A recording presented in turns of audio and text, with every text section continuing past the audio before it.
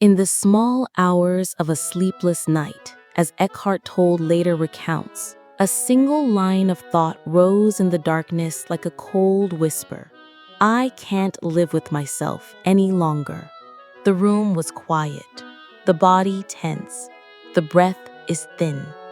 And then a rupture. If you can't live with yourself, who is you? And who is the self? Here's the knife-edge question I want to bring to you tonight. When your mind spins and your heart tightens, what if the problem isn't your life, but the way you're lost inside thinking? If that were true, what would you be willing to put down right now? You, yes, you, standing at the threshold between noise and stillness, what would you hold on to when everything else is taken? Stay with me. We're going to walk into that still room together and not just talk about peace, but feel it. By the end, I'll ask you one small act that brings you back to that quiet room whenever life gets loud. For now, leave the lamp on and listen for the silence under the words. Let me set the stage. The Power of Now is not a book about adopting a new belief or polishing a personality. It is a guide to a shift in where you live your life from. Most of us live from a constant stream of thoughts and emotions about the past and the future. We identify with that stream. We say, that's me. Toll points to something radical and simple. You are the awareness behind the stream. The mind is an instrument, but it has taken over the house. The now, this moment here, before your next thought, holds the doorway out of identification with thinking and into presence. Presence is not an idea. It's a felt sense of aliveness, of being here without resistance. The promise of this journey is practical freedom. Less reactivity, less anxiety, more clarity, a quiet strength that doesn't depend on circumstances. You will not escape your life. You will meet it differently. And in meeting it differently, you will change it. I'm going to unpack how presence works, why the pull of the past and future feels so irresistible, how the pain body feeds on drama, and how to practice presence when you're washing dishes, negotiating at work, loving someone who triggers you, or staring at the ceiling at 3 a.m. I will ask you questions meant to be felt in your body, not solved in your head. And I'll leave you with the challenge, a gentle one, that can become a pivot point in your day. Let's begin where the book begins, with the fact that your mind is a wonderful servant and a terrible master. We need to talk about psychological time. There is clock time, the practical measure that lets you catch a train, plan a meeting, bake a cake. And then there is psychological time, the mind's habit of leaving the moment to replay what happened or rehearse what might happen. Psychological time is where regret and anxiety thrive. Think about the last time you felt a stab of shame. Did it come from something you were doing right now, or from a thought about what you did or what someone said you did? Think about the last wave of fear. Was it from actual danger in the room or from images your mind projected of a future that had not arrived? This is not to dismiss genuine danger or real responsibilities. It is to notice how much of our suffering is a story we are chewing. Presence interrupts that story. The interruption isn't violent. It's a soft hand on the shoulder that says, "Back here, friend. Feel your breath. Feel the life in your hands. Now answer the email. Now speak to your child. Now take the next step." When you notice your mind traveling, ask, what is my next most honest step in this moment? Not the 10th step, the next one. Let yourself feel the relief of that. Why is this so hard? Because our identity is woven into thinking. From childhood, we built a self-portrait out of memory, opinion, achievement, and wound. The ego isn't evil, it's just terrified. It believes that if the stream of thought stops, you will stop. That's why stillness can feel threatening. The ego thrives on comparison and story. It loves to be right and to be wronged. It is always seeking approval, seeking security, seeking meaning somewhere other than here. When you say, "I'll be happy when I get that promotion," when they apologize, when I fix my body, the ego nods. It promises satisfaction later and feeds on the distance between now and later.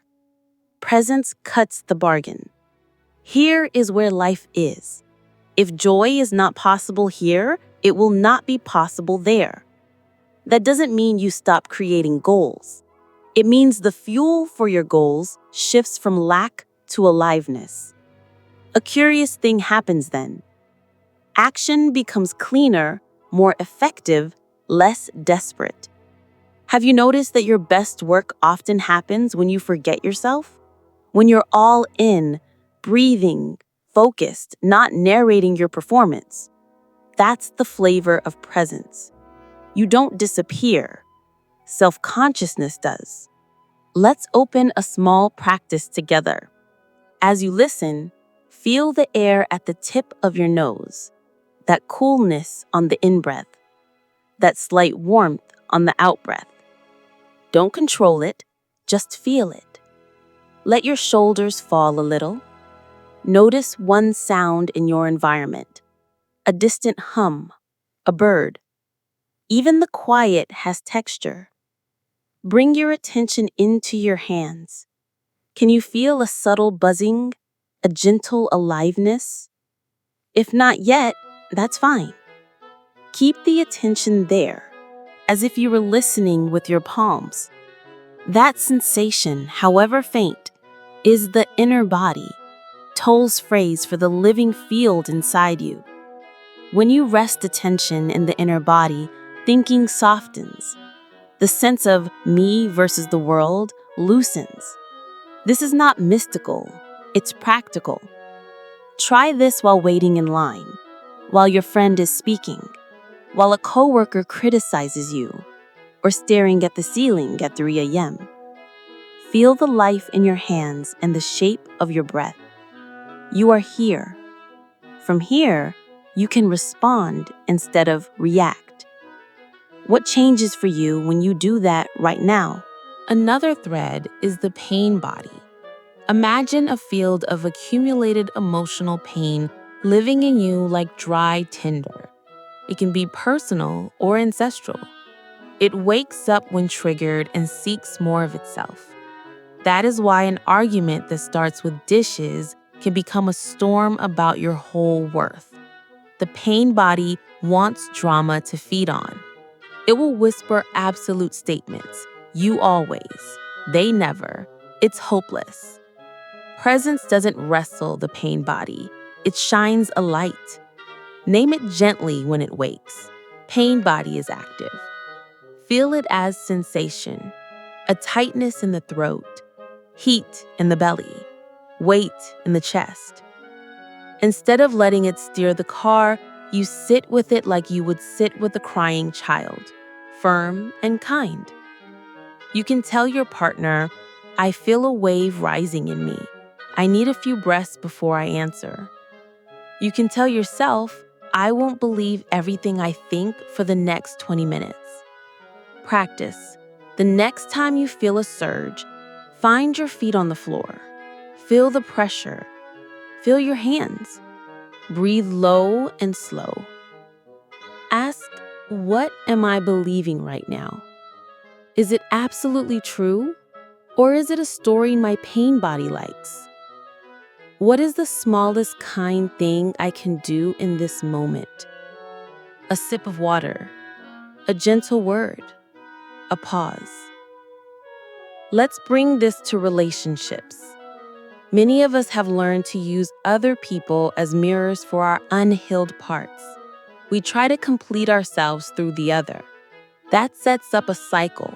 Bliss when we are validated, despair when we are not. Tolle points out that conscious relationship begins when each person takes responsibility for their own inner state. You stop making your partner your oxygen. You feel your feelings without turning your partner into their cause. You communicate from presence instead of from the courtroom in your head where you're both prosecuting and defending. Practically, it looks like this. Before a hard conversation, pause. Put a hand on your chest. Breathe. Sense into your inner body for 5 breaths. Then speak in simple language about your experience. When the message wasn't answered, I felt abandoned. I noticed my chest tighten. I want to close off. I'm not asking you to fix me. I'm asking to stay connected while I feel this. Notice the difference between that and you always ignore me. One invites presence. The other feeds the pain body. In your next conflict, try this experiment. Agree to take turns. One speaks from present experience. The other listens as if holding a warm bowl. Switch. 10 minutes each. Slow. No solving, no scoring points. Ask yourselves, what is the most honest sentence I can say right now that doesn't accuse? Then listen. Often the simple act of presence dissolves what the clever mind could never resolve. What about work? The idea of presence might sound like a luxury when you have deadlines, kids, bills. But here's the paradox. Presence actually makes you more effective. When you are in the now, you are not leaking energy into resisting what is. You are not fantasizing about being somewhere else. You are clear. Tolle points to 3 ways of being with what you do: acceptance, enjoyment, and enthusiasm. If you cannot bring enjoyment or enthusiasm to a task, bring acceptance. Acceptance says, this is what I am doing now. I give it my wholehearted yes, even if it's simple or mundane. You are not pretending to love it. You are choosing to drop inner friction. Try it with your inbox. For the next 15 minutes, give full attention to one email at a time. Feel your hands on the keyboard. Let your breath be slow and low. Do not tell yourself a story about how this is menial or unfair. Just do the next thing well. Then, where there is room, bring enjoyment. Not as fireworks, but as a quiet appreciation. I get to solve this problem. I get to craft this sentence. I get to be of service. Enjoyment gives a task a shine. And when something aligns with your deepest values and calls your gifts, enthusiasm powers you like a wind at your back. Enthusiasm is intense presence with direction. You feel it as a current that carries you without strain. Ask yourself today, which of these 3 am I bringing to my work right now? If none, what small shift can I make to step back into one of them? Let's talk about suffering. Pain is part of life. We lose people. We get sick. We fail. The teaching is not a denial of this. Presence does not numb you. It opens you. It lets you feel pain cleanly without adding layers of resistance. Imagine you're grieving. The wave hits in the grocery aisle when you see a favorite snack. The mind might jump to, I can't handle this. It will always feel like this. Presence asks you to feel the wave in the body. Let the tears come without telling a catastrophic story. Place your hands on your heart, right there by the cereal boxes. Breathe 3 soft breaths. If possible, step outside and put your back against a wall. Feel the support. Say quietly, this hurts and I can meet it. The wave will crest and recede. You may still cry, but you won't drown in thoughts about crying. Over time, presence turns pain into depth. You become more tender, not more brittle. Ask yourself gently, what if my heart is wide enough for this too? What if part of love is letting the heart break and stay open? Now to anxiety. Anxiety is often a signal that the mind has galloped into the future and is trying to control what cannot be controlled from here. Presence returns you to the step you can take. Try this micro practice in a panic spike. Name 5 things you see. Feel 4 points of contact with the ground or chair. Hear 3 sounds. Notice 2 sensations in the body. Take 1 slow breath with an elongated exhale. Then ask, what is one tiny action I can take? Send 1 message. Drink water. Open the document. Anxiety narrows your world into an urgent tunnel. These steps widen it. You begin to trust that you can meet what comes when it comes. You are not abandoning responsibility. You are abandoning the belief that fear makes you safe. It never has. Courage is not the absence of fear. It's the choice to breathe and move in the presence of fear. What would change for you if the next time your stomach clenched, you asked, what is the smallest loving step available now? The voice in your head needs a spotlight. Tolle calls it the thinker. Most of us don't realize that the constant mental commentary is not a law of nature. It is a habit. Try being the watcher instead. Right now, in the middle of this sentence, step back 1/2 centimeter in your awareness. Watch the mind like you would watch clouds. Thoughts pass. Some are sticky. Some are loud. None are you. You are the sky that contains them. If the mind shouts, but how do I stop thinking? You smile. You don't need to stop. You need to watch. Watching creates space. In that space, choice appears. Consider a morning where you wake and the first thought is, today will be awful. As the watcher, you notice the thought like a pushy salesperson. You don't argue. You don't buy what's being sold. You feel your feet meet the floor. You brush your teeth, feeling the bristles. You make coffee, feeling the warmth. The thought loses its grip because you didn't grip it. Over and over, presence is a reduction of unnecessary effort. Let's bring presence to creativity. Many people think inspiration is a rare accident, but inspiration visits more easily when you're here to meet it. Before you begin a creative task, close your eyes for 30 seconds. Feel the inner body. Breathe into your lower belly. Picture your attention opening like a lens. When a block arises, don't bulldoze. Place attention on the sensation of blockage. Let it be there without naming it block. Soon you'll notice a small invitation, a first brush stroke, a first sentence, a first note. Follow it without judgment. Presence doesn't guarantee genius. It gives genius a door to walk through. Ask yourself, if I didn't judge the first draft, what would I write in the next 3 minutes? Now, money and success. There is nothing unspiritual about abundance. Presence simply asks, what is driving me? Is my goal a way to escape myself or a way to express myself? When you seek success from emptiness, even achievement tastes like dust. When you act from presence, success is an expression of a live energy. You will still plan. You will still learn tactics. The difference is, your sense of self isn't at stake. You can negotiate firmly because your worth isn't on the table. You can hear no without collapsing. You can say no without aggression. Try this the next time you pitch.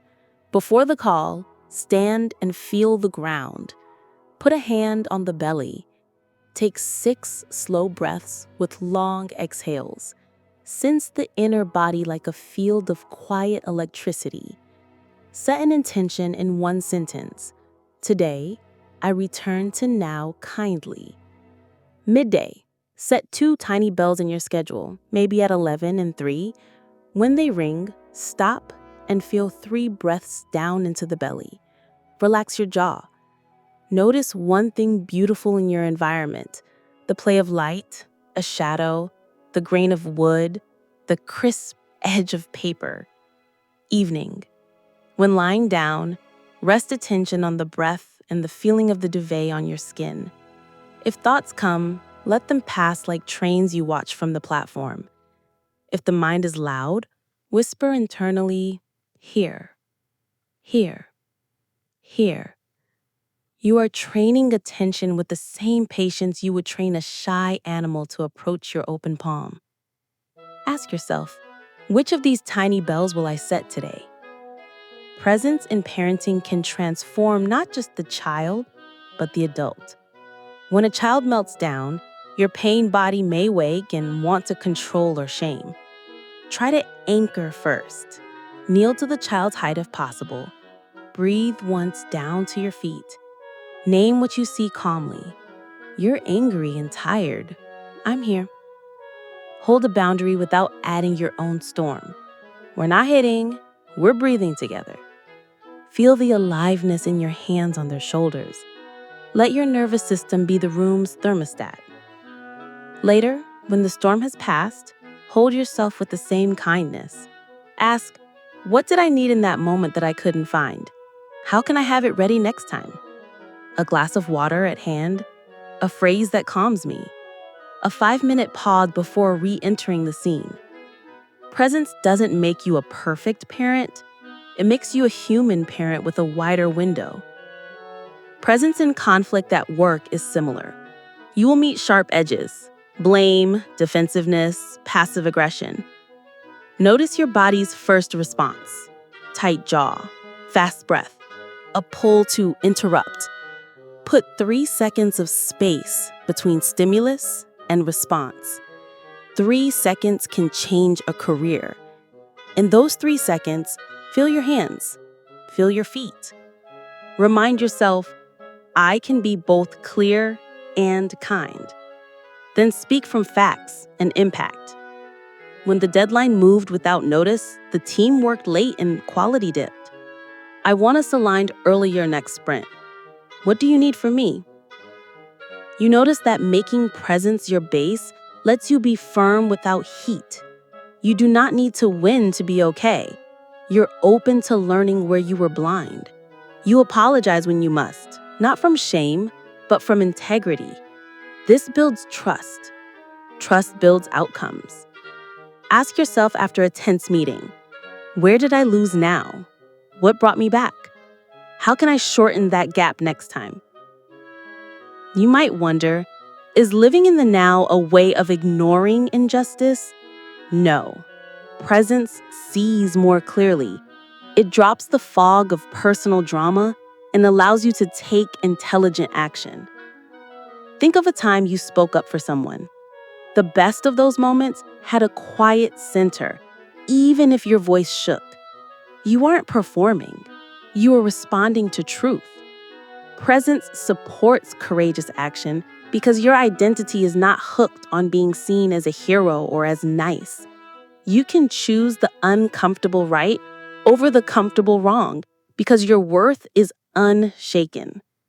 The question to keep near: what is the most loving action available now for me and for the whole?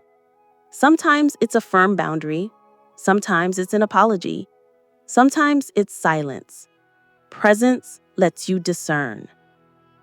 Let's return to that night in the beginning. A thought declared the end. Then a space opened around the thought. That space changed a life. The same doorway is in you. You don't need a dramatic crisis to walk through. You need willingness to pause and feel. If you feel skeptical, good. You don't have to believe me. You can test this in the laboratory of your next hour. Choose a mundane moment, washing a glass.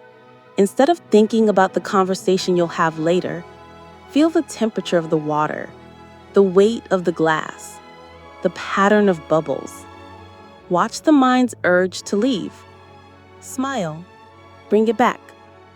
That's one rep. Do a few reps. Notice how even a minute of this changes your state. The mind will insist that this is a waste of time. It will tell you presence is laziness. Ask yourself, who benefits from that belief? Is it true that my life is improved by being absent from it? Or have I simply been trained away from the simple pleasure of being? I want to challenge you, lovingly. Today, choose one doorway to presence and walk through it 3 times. Doorway 1, the breath. Slow, low, with a longer exhale. Doorway 2, the inner body. Hands tingling, feet anchored. Doorway 3, seeing. Notice light, shadow, texture without naming. Choose one. Set 3 reminders on your phone, or place 3 pennies in your pocket and move 1 penny each time you return. When triggered, name the pain body kindly and give it space. When you find yourself rehearsing a conversation you won't have, ask, what is my next honest step? Do that and only that. If you want an extra layer, at night, write 3 sentences. A moment of presence I noticed, a moment I missed, and what helped me return. Not as a judgment, as a gentle training. This is how muscles grow. Small reps done consistently. Ask yourself after today, how did these tiny returns change the flavor of my hours? We're nearing the close, and I want to leave you with a feeling more than a concept. Presence is home. You've been away a long time. You've lived in airports and train stations, always on your way, never arriving. The power of now is an invitation to come back to the house that was built for you. It is simple. It is quiet. It is spacious. Your mind will say, but I must keep watch or the house will fall. Let the mind rest in a chair by the window. Let it look out and report when needed. You will still plan. You will still take precautions. You will still have preferences and opinions. But you won't live under their command. You will live as the awareness that holds them. And from that place, life reveals a sweetness that does not depend on the next shiny thing.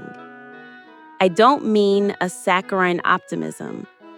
I mean the deep okayness that lets you meet sorrow without breaking, joy without clinging, and work without becoming it. If you remember nothing else, remember this small practice. Pause, feel your hands, breathe, ask for the next honest step. Then take it. Before we part, let's close the loop that opens in that dark room. A thought can feel like a verdict, but you are not the defendant. You are the witness.